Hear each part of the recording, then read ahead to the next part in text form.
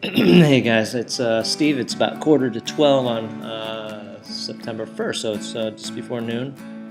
September 1st, right? Yeah, September 1st. So the way I'm looking at things is that we have three areas to watch. The first area is off the east coast, mid-Atlantic coast. It's looking like it's starting to try and develop. The winds are starting to cooperate a little bit to possibly send some swell down this way. Not totally sure yet, but there's a possibility. So watch it. There's about a 20-25% chance that it may produce some kind of energy for Florida. Most likely, maybe the central area that might see some of that energy from the northeast, northeast. So we'll see if that happens. The winds are generally light from the east or southeast. It's just more of a sea breeze, but look for that area. You'll see it on the maps, and it may happen. Now the second one is actually a relatively large area of convection over the eastern Gulf of Mexico. That area there is forecast to develop. And sort of meander to the west, and then possibly, if it sits there long enough, it will be picked up by a possible front and brought back to the east, and then maybe into the northeast of the northeast Gulf of Mexico. Look for that area to develop. Probably be given a name. Don't know how strong that area. I mean, all I know is that the waters are extremely warm, so the chances of a strong storm developing there are pretty good.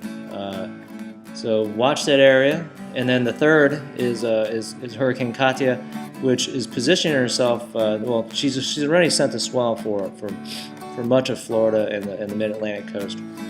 Much of Florida, meaning probably North Florida and up. And probably by Sunday, it's going to be positioning itself so that it can send a swell for central and areas like that. I mean, I would say by Monday and Tuesday, Wednesday, you'll start seeing some energy on Monday, and really see the peak of it possibly happen on Wednesday and Thursday. It doesn't. I don't know where the system's really going yet. I mean, right now the professionals are bringing it up around Bermuda, and then they sort of stop from there. They don't know exactly which way it's going to go. The trough to the north isn't quite as strong as it was. It definitely isn't as strong as it was when Irene came up, where it did deflect it and bring it up to the northeast. But this one might not. It's not as strong. There's a lot of cold air up in Canada. Trying to come down, but there's not a lot of big systems that are digging deep enough to really pull it to the northeast like the other ones. So let's watch this one.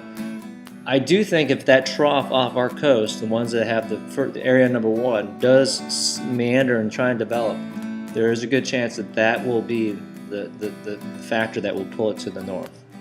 But we'll have to see if that moves out. If it develops and moves out, that would be bad.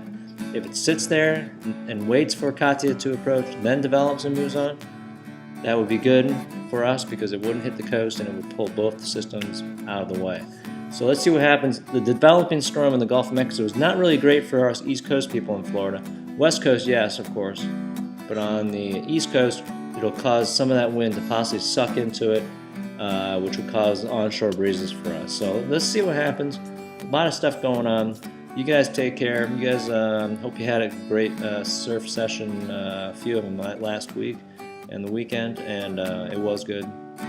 That was a perfect storm for us right now. All right, you guys have a great night, a great day, and a great rest of the week. See you later.